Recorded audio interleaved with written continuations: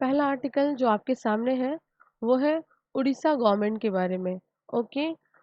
और उड़ीसा गवर्नमेंट ने क्या किया, यहाँ पे उड़ीसा गवर्नमेंट ने लॉन्च किया है वैक्सीनेशन कार्यक्रम अपने स्टेट के अंदर, जो कि निमोनिया की वैक्सीन है। यानी हम बात कर रहे हैं निमोकोकल वैक्सीन के बारे में। ठीक है। तो देखो, निमोकोकल वैक्सीन के बारे में ऑलरेडी आप पहले से पढ़ चुके होंगे, क्योंकि ये हमारे बजट में भी यहाँ पे इसके बारे में चर्चा थी और इसके लिए फंड एलोकेट किया गया था। फिलहाल जो कॉन्टेक्स्ट है वो उड़ीसा से संबंधित है, तो याद रखेंगे। और ये जो पीसीवी यानी निमोकोकल कंजुगेट वैक्सीन है, ये 30 जून 2021 तक जो है ये प्रोग्राम, यूनिवर्सल वैक्सीनेशन का प्रोग्राम जो है ये उड़ीसा सरकार चला रही है। बात कर लेते हैं इस वैक्सीन को डेवलप किया जाता है किसके द्वारा, सीरम इंस्टीट्यूट, और हम ये देखेंगे क्या, bill and Melinda Gates foundation के साथ मिलकर के ये कार्यक्रम जो है वो चलाया जा रहा है। चलिए, अब हम यहाँ पे ये आपको पता होगा, Bill and Gates Melinda Foundation ये एक क्या है, एक वर्ल्ड वाइड जो है नॉन फॉर प्रॉफिट ऑर्गेनाइजेशन हम कह सकते हैं। और सीरम इंस्टीट्यूट तो आप जान ही रहे हो, काफ़ी सुर्खियों में है। चलिए आगे बात कर लेते हैं। नेक्स्ट बात करते हैं रिलायंस से संबंधित। देखो, रिलायंस इंडस्ट्री लिमिटेड यानी रिलायंस की हम बात करें, इन्होंने अपनी 44th एनुअल मीटिंग को एड्रेस करते हुए ये बताया कि ये जो है वो क्या करने जा रहे हैं, ये ग्रीन एनर्जी में इन्वेस्ट करने जा रहे हैं। यानी क्लीन एनर्जी, ग्रीन एनर्जी में ये इन्वेस्ट करने जा रहे हैं, और वो भी क्या, सोलर एनर्जी में ये इन्वेस्ट करेंगे।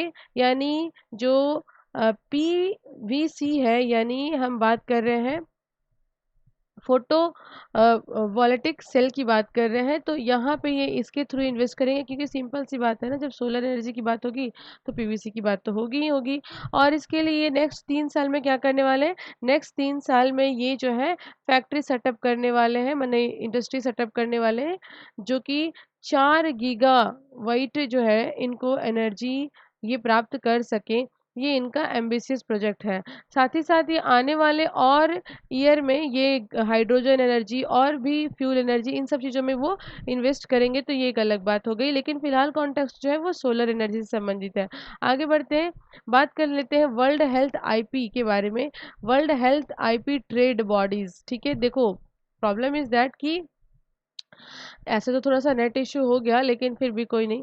तो ये भी देखते हैं हम क्या, WIPO, ये सब मैं आपसे डिस्कस कर चुकी थी, मुझे पता है, क्योंकि थोड़ी देर पहले जो नेटवर्क इशू हुआ इसके कारण ऐसा हुआ। कोई नहीं।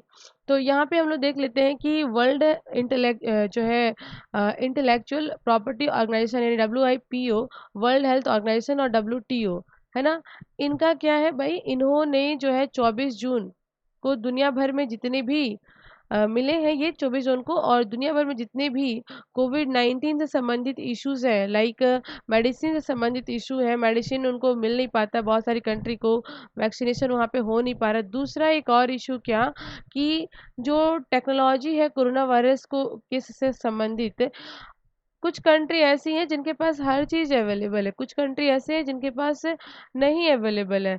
तो हालांकि इस मीटिंग के दरमियान और इन तीनों बॉडी के मिलने से एक बात सामने आई है कि इसको ये क्या करेंगे, प्रोवाइड करेंगे सारी कंट्री को। लेकिन देखने वाली बात होगी, क्या इक्विटेबल मैनर में ये सभी को मिल पाएगा, ये क्वेश्चन मार्क है। फिलहाल आगे बढ़ते हैं, बात कर लेते हैं वेस्ट बंगाल गवर्नमेंट से संबंधित। देखो, वेस्ट बंगाल गवर्नमेंट जो है ये student credit card scheme launch की है, जिसमें बहुत ही फायदा होने वाला है, स्टूडेंट को मिलने वाला है 10 लाख रुपया। ठीक है। और ये एक तरह का सॉफ्ट लोन होगा, ये उसी स्टूडेंट को मिलेगा जो वेस्ट बंगाल में रहते हैं लगातार 10 सालों से। ठीक है। अच्छा, एक और बात इंपॉर्टेंट है, इसमें जो है इंटरेस्ट जो है वो 4% की बात की जा रही है, इंटरेस्ट 4% होगा। अच्छा, ये क्या, ये लोन मिल रहा है बिजनेस के लिए? नहीं, ये लोन मिल रहा है जो है स्टूडेंट जो है वहाँ पे हम कह सकते हैं कि जो या तो पढ़ाई कर रहे हैं, है ना, इंडिया के अंदर पढ़ना चाहते हैं, हायर स्टडी लेना चाहते हैं, या तो वो बाहर जाके पढ़ाई करना चाहते हैं, तो ये एक अच्छी बात है। चलिए, बात कर लेते हैं चाइना से संबंधित। अब देखो, चाइना से संबंधित अगर हम बात करें, तो आप देख सकते हो चाइना जो है एक इलेक्ट्रिकल ट्रेन, है ना, ये जो है हिमालयन रीजन से लेकर के जा रही है, यानी तिब्बत वाले रीजन से, जो कि बहुत ही क्लोज है हमारे अरुणाचल प्रदेश के साथ। तो यहाँ से ये लेकर के जो है ट्रेन जाने वाली है, जो लगभग 435.5 किलोमीटर की दूरी तय करेगी। लहासा जो कि कैपिटल है तिब्बत का, तो लहासा से आप देख सकते हो न्यांगची सेक्शन तक जो है ये ट्रेन चलने वाली है। 1 जुलाई आप देख रहे हो, 1 जुलाई से जो है ये स्ट्रेटेजिकली स्टार्ट होने वाली है। हमारे लिए इम्पोर्टेंट है लोकेशन, क्योंकि हमारे अरुणाचल प्रदेश से बॉर्डर शेयर होता है। ठीक है, चलिए आगे बात करते हैं। हम बात करते हैं रामगढ़, आप देख रहे हो रामगढ़ विषधरी वाइल्ड लाइफ सेंचुरीज के बारे में। ये बहुत ही इंपॉर्टेंट न्यूज़ है, याद रखिएगा। राजस्थान की है ये। पहले तो वाइल्ड लाइफ सेंचुरी हुआ करती थी, फिलहाल कॉन्टेक्स्ट ये है कि इसको बना दिया गया टाइगर रिजर्व। ठीक है, टाइगर रिजर्व बनाने के लिए पूरी कयात चल रही है, सब चीज़ प्रोसेस हो चुका है। यानी नेक्स्ट टाइगर रिजर्व जो है हमारा रामगढ़ विषधरी वाइल्ड लाइफ सेंचुरीज होने वाला है, जो कि राजस्थान में सिचुएटेड है, आपको पता है। और अगर हम बात करें, जो बूंदी शहर है उससे महज 45 किलोमीटर की दूरी पर ये सिचुएटेड है। ठीक है, इस्टेब्लिश 1982 में हुआ था। एरिया की बात करते हैं तो 2.79 स्क्वायर किलोमीटर में ये फैली हुई है। अगर हम बात करते हैं बायोडाइवर्सिटी यहाँ पे क्या क्या पाई जाती है, तो आप देख सकते हो क्या डोक है, खैर है, सलार है। तो ये सब जो है पेड़ है, मैंगो बर्ड, ये सब पेड़ यहाँ पे उपलब्ध है। अगर हम बात करें फुना की, तो यहाँ पे कौन कौन पाया जा रहा है, लियोपोर्ड पाए जा रहे हैं, संभार पाए जा रहे हैं। ठीक है, फॉक्स है, इंडियन वुल्फ है। तो इस तरह से जो है ये देखो, आप देख सकते हो चिंकारा है ना, क्रोकोडाइल, डियर। तो ये सब चीजें यहाँ पे पाई जाती हैं। और क्या क्या टाइगर रिजर्व है इस सेक्टर में, मतलब इस स्टेट में, तो हम देखेंगे इस स्टेट के अंदर पहले से ही 3 है। अगर ये आ जाती है तो 4 टाइगर रिजर्व हो जाएंगे यहाँ पे। तो देख लेते हैं हम क्या। रणथोड़ टाइगर रिजर्व जो है, रणथंभौर टाइगर रिजर्व, ये कहाँ पे है, सवाई माधोपुर में। बात कर लेते हैं सरिस्का का टाइगर रिजर्व कहाँ पे है, ये अलवर में है। और हम देख लेते हैं क्या, मुकुंदरा हिल टाइगर रिजर्व कहाँ पे है, ये कोटा में है। तो ये एक इम्पॉर्टेंट है। बात कर लेते हैं क्या, ये बहुत ही इम्पॉर्टेंट हमारे लिए है समझना, टर्म को समझना बहुत इम्पॉर्टेंट है। रिक्यूजल ऑफ जजेस, देखिए कॉन्टेक्स्ट क्या ये बता दूं। देखो वेस्ट बंगाल में जो इलेक्शन हुआ, इस इलेक्शन के दौरान क्या हुआ, बहुत सारी हिंसा हुई, पॉलिटिकल हिंसाएं हुई, बहुत सारी चीजें यहाँ पे घटी। तो हुआ क्या कि 2 ऐसे जज जिनके पास केस आया था इस मैटर के रिगार्डिंग, इन्होंने जो है अपने इंटरेस्ट को जाहिर करते हुए इस केस से अपने आप को निकाल लिया। मतलब इन्होंने बताया कि कॉन्फ्लिक्ट ऑफ इंटरेस्ट का केस बन सकता है, हम इस केस को नहीं देखेंगे। अगर कोई जज जिनका इंटरेस्ट किसी केस में रहता है और उसकी सुनवाई उन्हीं के पास आती है, तो वो अपने आप को उस सुनवाई से अलग कर सकते हैं। ऐसे प्रोसेस को बोलते हैं रिक्यूजल। ठीक है, हमारे संविधान में रिक्यूजल के लिए कोई ऐसी व्यवस्था नहीं है। फिलहाल मैं बता रही थी वेस्ट बंगाल के बारे में। तो वेस्ट बंगाल में जो हिंसा हुई, बीजेपी की बहुत सारे लोग मारे गए, तो केस उनके तरफ से था। और 2 महिलाओं का भी इश्यूज था कि उनके साथ जो है गैंग रेप की घटनाएं घटी थी। तो अभी क्या है कि हमारी जो वेस्ट बंगाल हाई कोर्ट है, इन्होंने तलब किया किनको, वेस्ट बंगाल गवर्नमेंट को।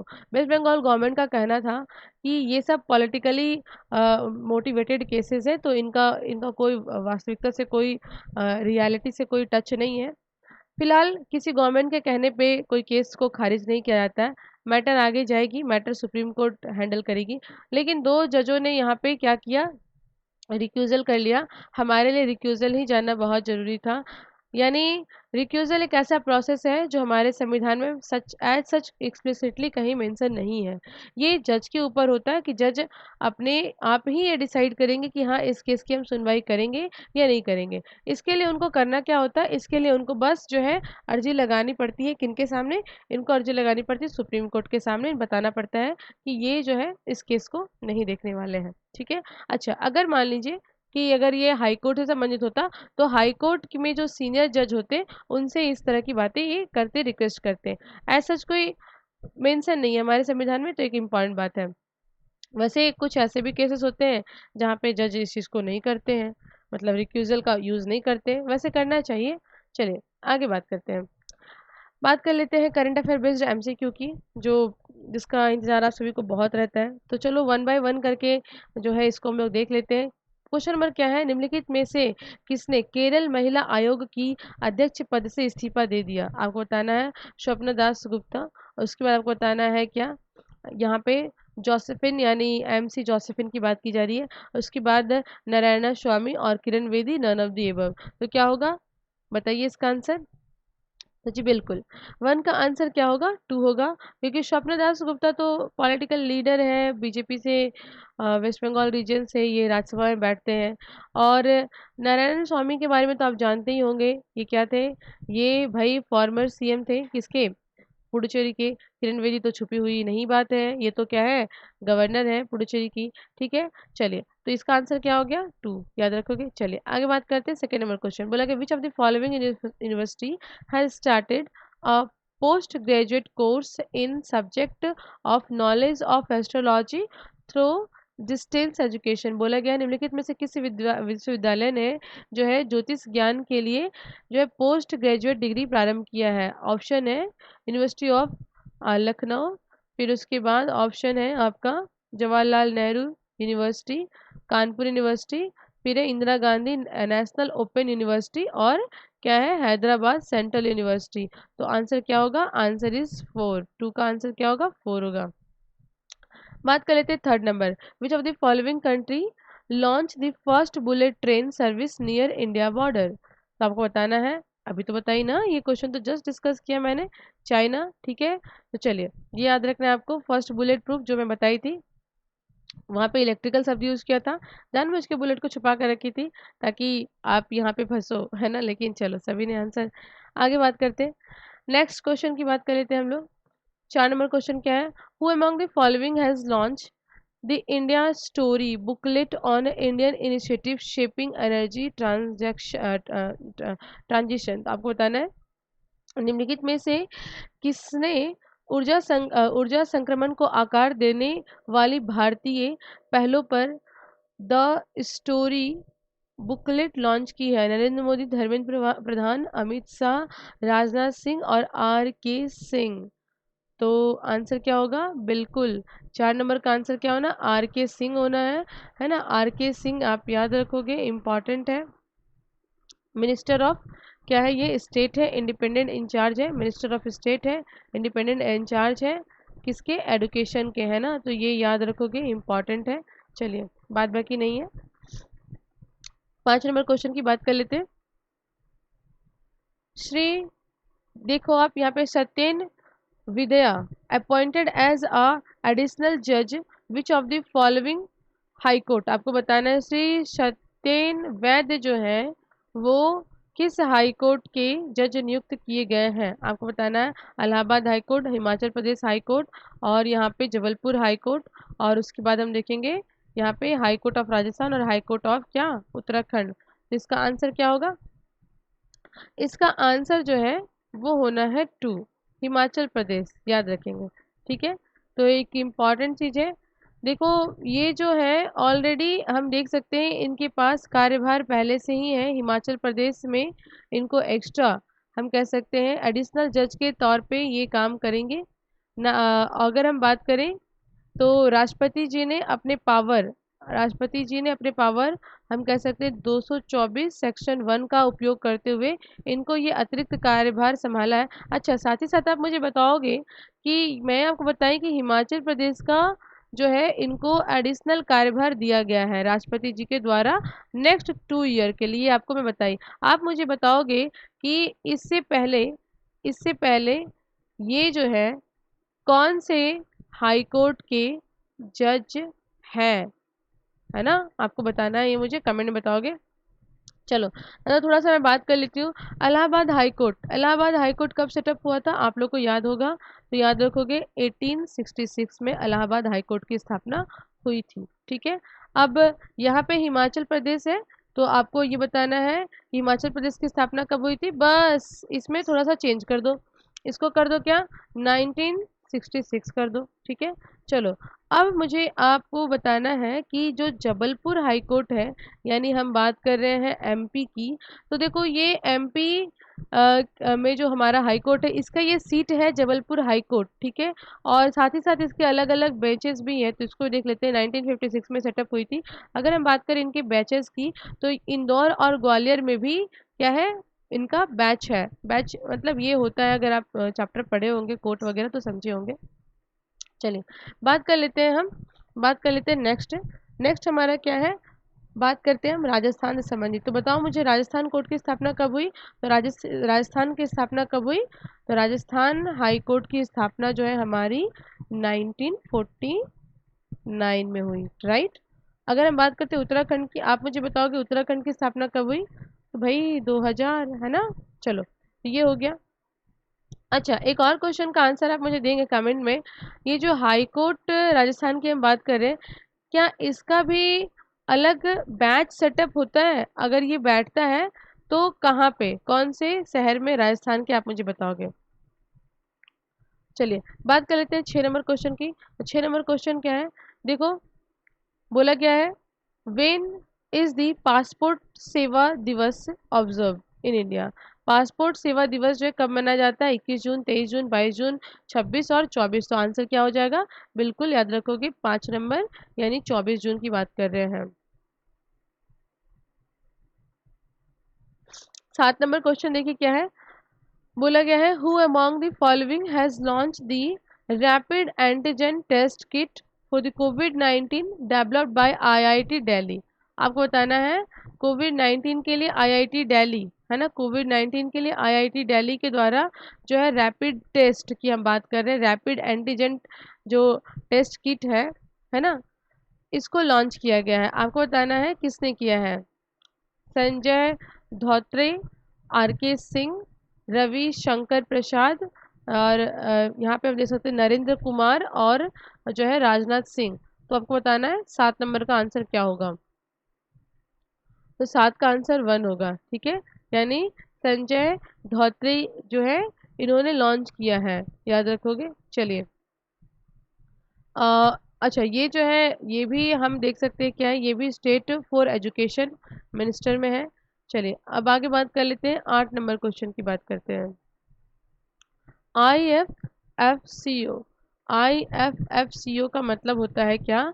इंडियन फार्मर्स फर्टिलाइजर्स कॉर्पोरेशन, है ना, इंडियन फार्मर फर्टिलाइजर कॉर्पोरेशन, याद रखोगे। तो ये बताया जा रहा है कि हैज साइन, IFFCO ने साइन किया है agreement to set up a nano urea fertiliser plant, है ना, in which of the following countries, Nepal, Bangladesh, Argentina, New Zealand और पेरू। आपको आंसर करना है। भारत की ये बॉडी है ना, इंडियन बता दी फुल फॉर्म में। तो क्या होगा answer? Answer is what? Answer is Argentina, याद रखोगे। चलिए क्वेश्चन नंबर 9 की बात कर लेते हैं हम लोग। 9 क्या है, which of the following state government has inaugurated, आप देख सकते हो यहाँ पे, मिनिंगम a consumer grievances redressal centre, यानी कौन से स्टेट ने जो है मिनिंगम, यानी कि जो कि हम देख सकते हैं कि इसका मतलब क्या होता है। मैं लैंग्वेज का नाम नहीं बताऊंगी, क्योंकि लैंग्वेज का नाम बताऊंगी तो आप मुझे सही आंसर फटाक से बता दोगे, हिंट मिल जाएगा। तो यहाँ पे क्या है कि consumer grievances redressal centre establish किया गया है, जिसका नाम ये रखा गया है। आपको बताना कौन सी स्टेट में ये हुआ है, आंध्र में हुआ, तेलंगाना में हुआ है, महाराष्ट्र में हुआ, केरल में हुआ है, या तमिलनाडु में हुआ है। जी हाँ, राइट आंसर इज 5 नंबर, यानी तमिलनाडु में हुआ है ना। चलो बहुत बढ़िया, आगे बात कर लेते हैं हम लोग। अच्छा, तमिलनाडु के सीएम कौन है, मुझे बताओगे? तमिलनाडु के सीएम कौन है? कमेंट में बताना, ओके। चलो बात कर लेते हैं 10 नंबर की। 10 नंबर क्वेश्चन क्या है, which of the following institute of post graduate programme enterprises management, यानी PGP EM has topped in the recent edition of the QS Executive MBA ranking in India। आपको बताना है कि MBA जो है, MBA कॉलेज की रैंकिंग में QS, आपको मैं बताई थी ना, QS पूरा लिस्ट पढ़ाई थी आपको। तो QS के द्वारा जो रैंकिंग जारी की, उसमें भारत की कौन सी MBA कॉलेज जहाँ पे PGPEM प्रोग्राम चलता हो वो टॉप पे है।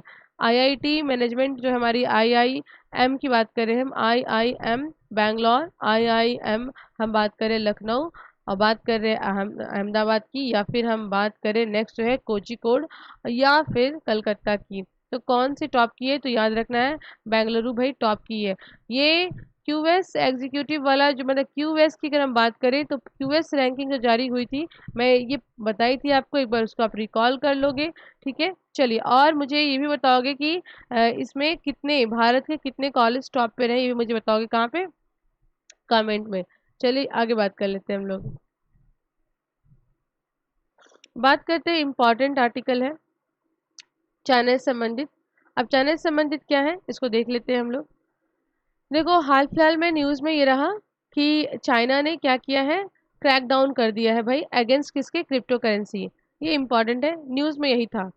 आगे देखेंगे क्या बातें निकल के आती हैं। लेकिन जैसे ही चाइना ने जो है सिक्योरिटी कंसर्न जारी करते हुए अपने अथॉरिटीज़ को बताया कि भाई सेंसन्स लगाओ क्रिप्टो करेंसी पे, हर तरह का सेंसन, चाहे उसका वो लेन देन में यानी ट्रांजेक्शन हो, चाहे इसकी माइनिंग हो। जैसे ही ये किया गया तो हम बात कर लेते हैं क्या, अगर देखें तो बैकग्राउंड निकल के आ रहा है कि ये चीज़ें चाइना ने आज या कल नहीं की, ये 2 महीने पहले से चाइना ऐसा कर रहा है। और जब ऐसा हुआ है तब से जो है बिटकॉइन की वैल्यू जो है वो काफ़ी तेज़ी से गिर रही है। यानी लास्ट 2 महीने में बिटकॉइन काफ़ी तेज़ी से जो है डाउन हुआ है। ना केवल बिटकॉइन, है ना, बल्कि जो आपको दिख रहा होगा इथर, ये भी जो है सेकंड नंबर पे हम कह सकते हैं कि ये बॉडी है जो कि हम कह सकते हैं कि क्रिप्टो करेंसी यूज़ ये होता है, और ये भी बहुत अच्छे तरीके से डाउन हो गई है। बात कर लेते हैं नेक्स्ट। अगर हम नेक्स्ट बात करते हैं तो क्या है, क्या होता है क्रिप्टो करेंसी, पहले हम इसको जान लेते हैं। पहले हम जान ले अच्छे से कि क्रिप्टो करेंसी वास्तव में होती क्या है, और उसके बाद हम चीज़ों को आगे लेकर के चलेंगे। देखो, क्रिप्टो करेंसी एक तरह की क्या है, ये एक डिजिटल एसेट है, यानी एक वर्चुअल मनी है। ठीक है, और ये वर्चुअल मनी है, कैसे मिलती है, तो भाई इसको माइनिंग करना पड़ता है, कहाँ पे, कंप्यूटर में प्रोग्रामिंग करके इसको माइनिंग करना पड़ता है। नेटवर्क बेस्ड होती है, आगे डिस्कस करेंगे। और सबसे बड़ी बात तो ये है कि इसका जो स्ट्रक्चर है वो क्या है, डिसेंट्रलाइज है। कहने का मतलब ना ही तो ये किसी भी कंट्री के गवर्नमेंट से, ना ही तो वहाँ के सेंट्रल बैंक से कंट्रोल होती है। साथ ही साथ इसका कोई सर्वर भी ऐसा नहीं कि जहाँ पे डेटा इन्फॉर्मेशन जो है स्टोरेज करके रखा जाए। तो ये एक बहुत बड़ी बात है, यानी डिसेंट्रलाइज है, मतलब जब इनके हाथ में ही नहीं है, जब इनके हाथ में भी नहीं है, तो किनके हाथ में, भाई ऑटो है। ठीक है, चलिए आगे बात कर लेते हैं। सबसे इम्पोर्टेंट हमारे लिए ये है, यहाँ बात की जा रही है ब्लॉकचेन के बारे में, क्योंकि ये जो क्रिप्टो करेंसी है ये जो है ब्लॉकचेन टेक्नोलॉजी पे बेस्ड होती है। वैसे जो क्रिप्टो नाम है ना, ये आया ही है टेक्निक से, यानी टेक्नोलॉजी के नाम से ही इसका नाम डिराइव किया गया है। जो टेक्नोलॉजी है इंक्रिप्शन टेक्निक्स, तो इस इंक्रिप्शन टेक्निक्स के आधार पे ही इसका नाम दिया गया है क्या, क्रिप्टो करेंसी, क्योंकि ये करेंसी है इसीलिए। तो अभी हम देख रहे हैं ये ब्लॉकचेन बेस्ड है। तो सबसे पहली बात तो हमको ये जानना होगा कि ब्लॉकचेन क्या होता है। देखो, मैं एक एग्जांपल से समझाती हूँ। जैसे सपोज मान लीजिए क्लास में 10 स्टूडेंट हैं, और 10 स्टूडेंट आपस में डिस्कस करते हैं कि हम जो है आपस में कंट्रीब्यूशन करेंगे, बुक को एक्सचेंज करेंगे, हर आदमी के पास एक एक किताब होगा, और एक दूसरे से शेयर करके क्या करेंगे, हम लोग अपना काम कर लेंगे।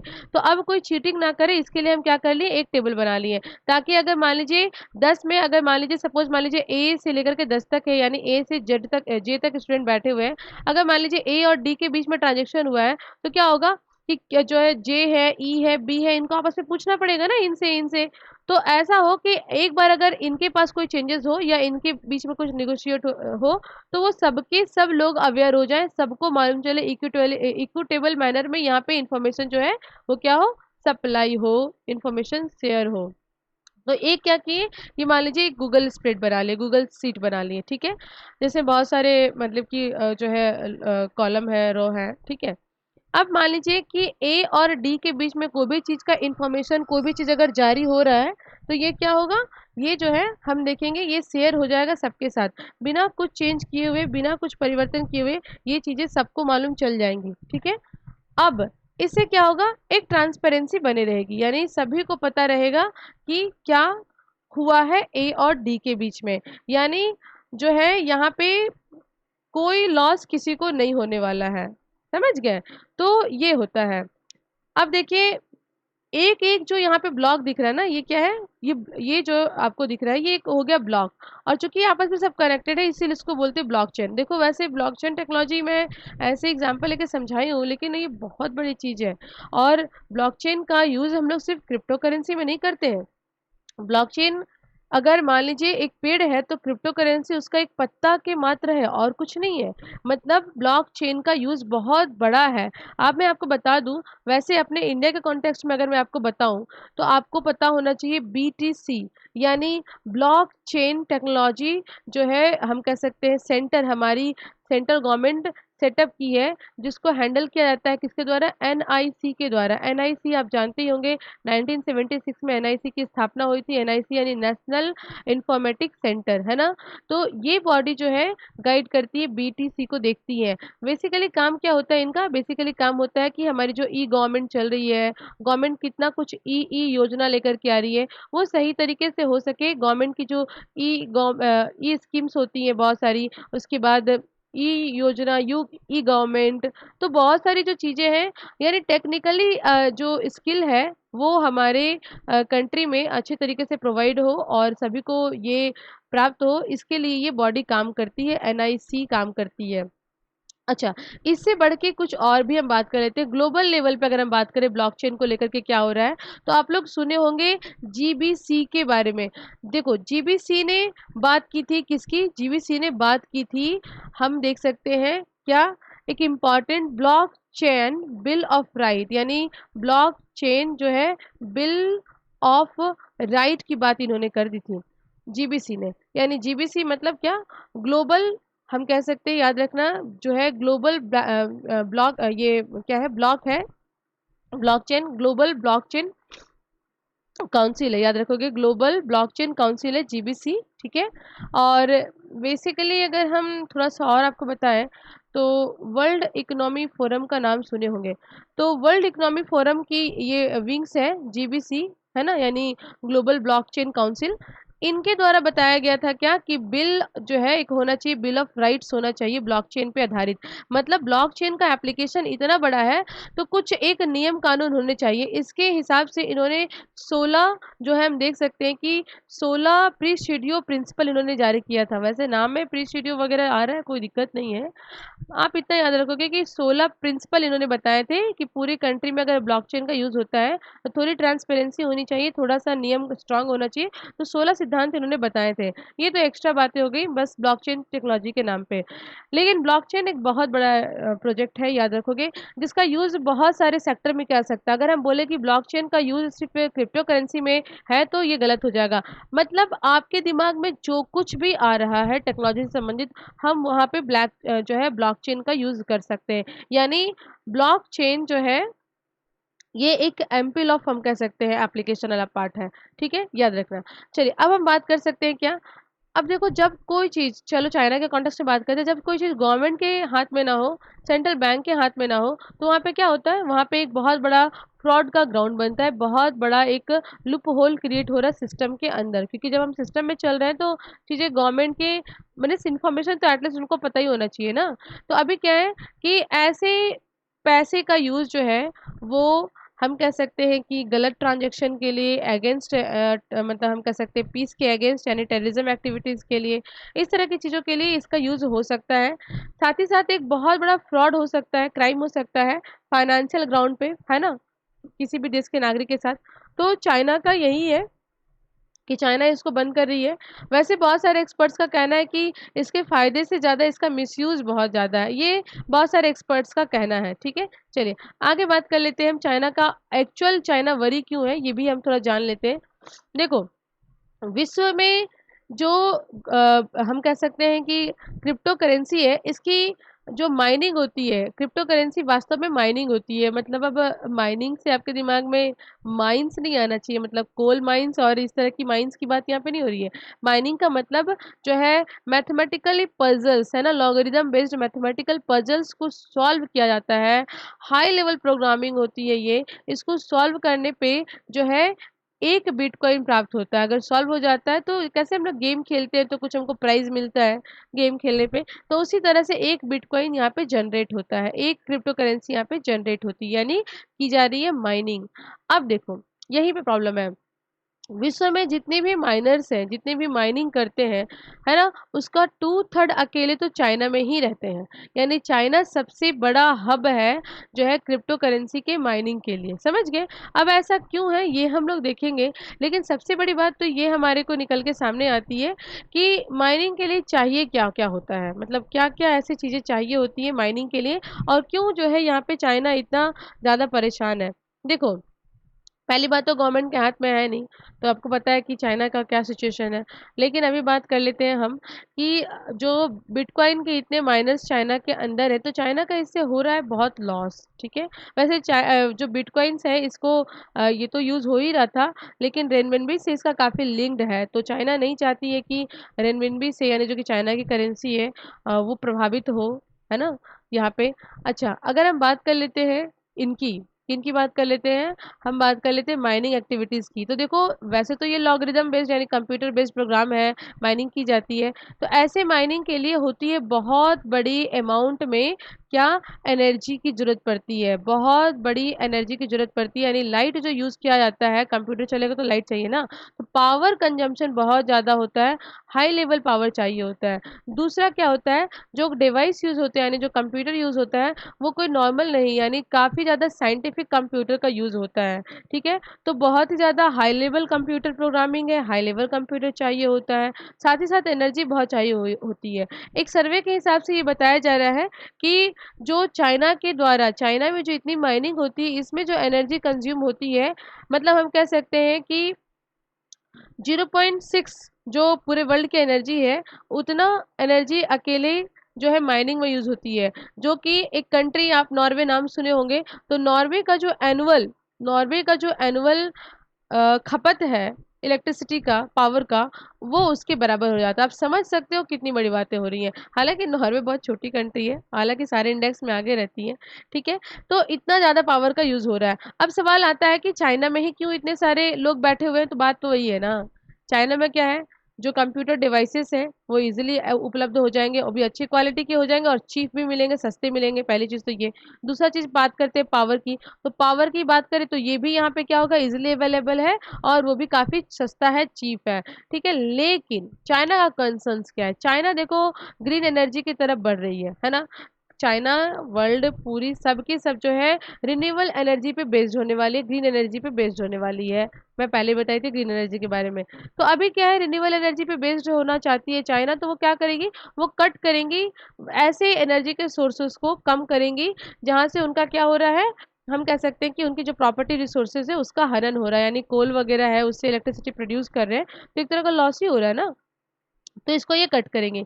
जैसे यहाँ पे अगर कट करती हैं तो आगे बढ़ेंगे, ये प्रोसेस इनका आगे बढ़ेगा एनर्जी के सेक्टर में। लेकिन लेकिन जो क्रिप्टो करेंसी का फ़िलहाल में वहाँ पे यूज़ किया जा रहा है माइनिंग में, तो बहुत ही ज़्यादा ऐसी एनर्जी का प्रयोग किया जा रहा है जो आपकी मतलब कोल एनर्जी पे बेस्ड है। मतलब ज़्यादातर कोल एनर्जी का प्रयोग यहाँ पे फ़िलहाल में हो रहा है। तो ये चाइना के लिए बहुत ही कंसर्निंग है।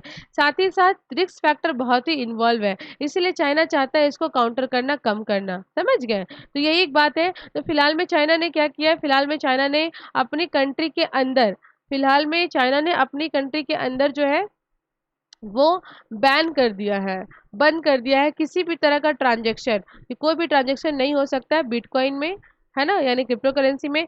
साथ ही साथ चाइना के बहुत सारे प्रोविंस जो हैं वो इन्वॉल्व है माइनिंग में, तो सारे के सारे प्रोविंस में जो है वो बैन कर दिया गया है कि माइनिंग नहीं हो सकती है। तो इसी कारण यहाँ पे हम देख रहे हैं कि क्रिप्टो करेंसी काफ़ी ज़्यादा फॉल की है। तो ये था इम्पोर्टेंट आपके लिए, ठीक है? चलिए। अब कुछ आर्टिकल बेस्ड क्वेश्चन है, मैं ज़्यादा क्वेश्चन नहीं दूंगी आपको। आपको इस क्वेश्चन को देखिए, क्वेश्चन नंबर 1, इसका आंसर आपको करना है, मुझे कहाँ पे कमेंट में बताओगे ताकि मैं नेक्स्ट क्लास में इसका आंसर आपको बता दूं। मैं आपको आर्टिकल से 5 क्वेश्चन देती हूँ जो कि होमवर्क रहेंगे, इसका आंसर मैं नहीं बताऊंगी, आपको बताना होगा कहाँ पे, कमेंट में। क्वेश्चन नंबर 1 क्या है, द फ्यूचर, है ना, in the future blockchain application will be include only transaction involving crypto currency. Second बोला गया है ओनली ट्रांजेक्शन बिटवीन जो है कंपनीज और गवर्नमेंट एजेंसी। और बोला गया है क्या यहाँ पे क्रिप्टो करेंसी ट्रांजेक्शन, उसके बाद crypto currency transaction between the government and companies and consumer voting, health and many other application, और only transaction within the boundary of one country. देखो अगर इस क्वेश्चन को अच्छे से पढ़ोगे तो आंसर आप कर दोगे, क्योंकि आर्टिकल से ही बेस्ड है। मैं हिंट कर देती हूँ। मैंने आपको क्रिप्टो करेंसी के बारे में बहुत डिटेल से बताया, साथ ही साथ यहाँ पे मैंने एक की वर्ड ऐड करके रखा है, only only. Only only is a की वर्ड। अब आपको आंसर फाइंड आउट करने में बहुत आसानी होगी। चलो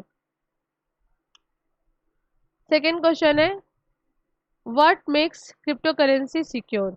आपको बताना है, ठीक है। सर्वर, क्रिप्टोग्राफिक माथ, और गवर्नमेंट, बैंक, इंश्योरेंस कंपनी। इसका भी आंसर आप मुझे बता सकते हो अगर आपने डिस्कशन अच्छे से सुना है तो। सेकेंड नंबर, सर्वर, क्या सर्वर के द्वारा कंट्रोल होता है? नहीं ना, नहीं होता है। चलो मैं बता ही देती हूँ।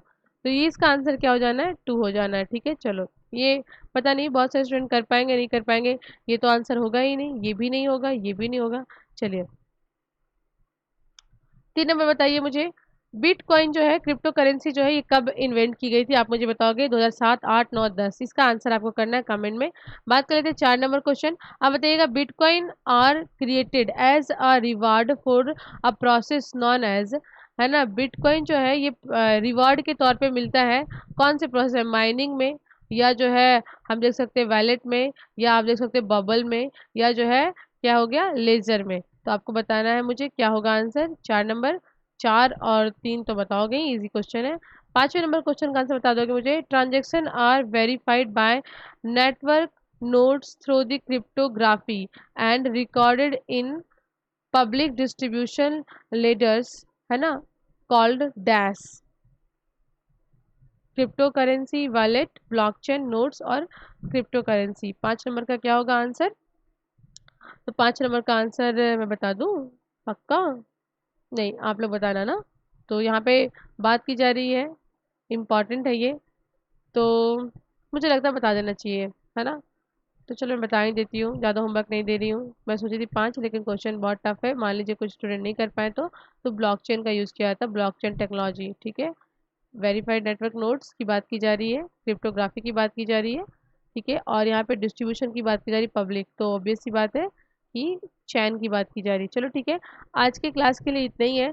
नेक्स्ट क्लास में हम मिलेंगे बहुत सारे करंट अफेयर के साथ, और हमारे साथ बने रहने के लिए आप सभी को धन्यवाद। हाँ लेकिन इम्पॉर्टेंट जाते जाते मैं बता रही हूँ, आंसर करोगे जितने भी मैं क्वेश्चन दी हूँ आपको, है ना। Okay, thank you class.